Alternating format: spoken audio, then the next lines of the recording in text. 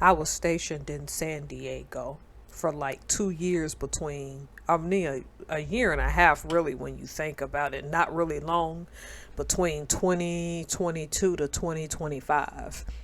I was on an aircraft carrier, and we were gone for a couple of months in the Pacific before that major typhoon or hurricane hit. That was 2004. My ship had just gotten out of that area when it got bad. We were home ported in San Diego and ended up moving to Bremerton, Washington. I like Washington better. That was just me. I remember living on Coronado Island and how those little bitty houses there with so much history cost $1 million. And when people would tell me how much they paid for a house on Coronado, it was shocking, because those same little houses in the state of Alabama back then, you could get those easily for 60,000 where I'm from. So I felt like we were getting a steal back home. Me loving history, what I regret is not looking up a lot of the black history of that area and knowing Gus Thompson and his whole story. Because to be frank, people in California like to live carefree and all these things. But that state's racism was still as pervasive as the South, minus the high amount of lynchings and minus Jim Crow. There was still segregation by fact instead of by law. Or they did it in underhanded ways, just like every other place in the United States. And Gus Thompson, though he does not look black, he was born a slave. I think he had come from the state of Kentucky. Don't hold me to that. And he ended up on Coronado Island at a time when there was nowhere near a lot of black people there. And he had established a business, and I think he'd owned a few properties, a few houses, at a time when Coronado was not nearly as expensive as it is now. Because by the time I lived there in the early 2000s, it was. There was an Asian family, a Chinese family, the Dongs, who no one wanted to rent to. And I think they somehow stumbled upon Gus, this black American that was born into slavery but ended up industrious in California. And Gus allowed them to rent a property and took them in at a time when no one else wanted to. And so at some point in time, they ended up buying the house from Gus.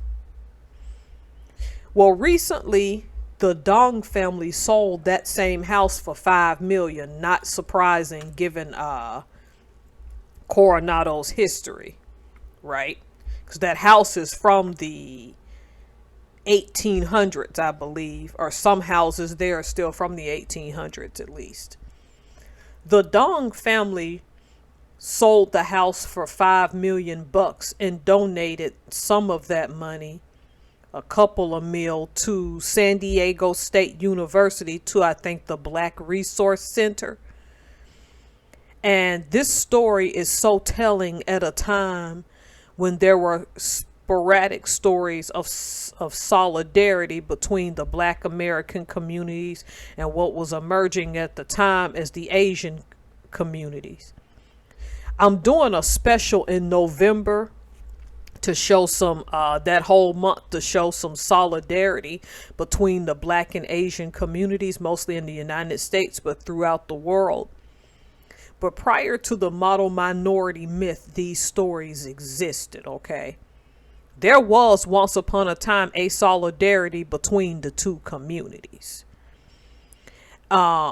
So Gus's story is one of many. You must remember that whole Blumenbach racial categories. If you have time to go look that up, there was a time when being Chinese made it was a stigma in this country, and this kind of racism comes in waves, even with the Stop Asian Hate and stuff. Unfortunately, that's rising again. And then I had studied what happened to Vincent Chin in the 1980s. And we can go on and on about that solidarity prior to the model minority myth. The point is, as much as the recent Supreme Court decision about affirmative action, which I argue did not benefit us as a people by the time it became unconstitutional, there was a time when these two races of people understood that it was better to work together, or better to have some form of solidarity than to be apart. Don't get me wrong, in between both, there was still some animosity probably there. There was still some reckoning, and we have a lot of reckoning now. I wish when I lived on Coronado Island when I was in my 20s, instead of shopping all the time, instead of doing frivolous things, because I knew I was a history nerd, that I had delved into the black history there more often. Because where I am in Washington State, these people tend to be protective, and they don't want outsiders, the black community here, even outsiders that are black. They do their best to stay away from you and don't like to share their history. I'm not here to push some forced solidarity. I can understand how both sides there's still some animosity, because some black people participated in that whole attacking of Asians over coronavirus, and I condemn that. And then you have Asian Americans coming out saying, oh, it's black people's fault we couldn't get in colleges. And let's be frank, you can't prove that us FBAs are the reason that Ivy League schools did not accept you. And that's one of the good reasons I'm glad it ended, because then they can no longer blame us when they get rejections. Because sometimes it's easier, not in all cases, but sometimes it's easier to blame some external force for your rejection of something. Now, that's going to make some people mad, but it is what it is. But prior to the model minority myth, there was some solidarity here. And a lot of this evidence shows up as far back as Frederick Douglass, when he rallied and advocated for the new Chinese immigrants at the time coming over, that they should have citizenship. And the Dongs, it is likely that the Dongs, when they had shown up in that part of California, that animosity with Chinese was still there post the Chinese Exclusionary Act. And Gus himself, being born into slavery and ending in California as a businessman, enacted those same ethos about people from China that Frederick Douglass had pushed. I don't know what's going to happen with relations between black Americans and Asian Americans. I really don't. I hate to see what things have evolved to. But like with any case, I can understand how some people would prefer to benefit their own. But I just thought this was a nice story going back to a time when that solidarity was more helpful than hurtful towards the communities. And God bless the Thompsons and the Dongs. Have a good one, y'all.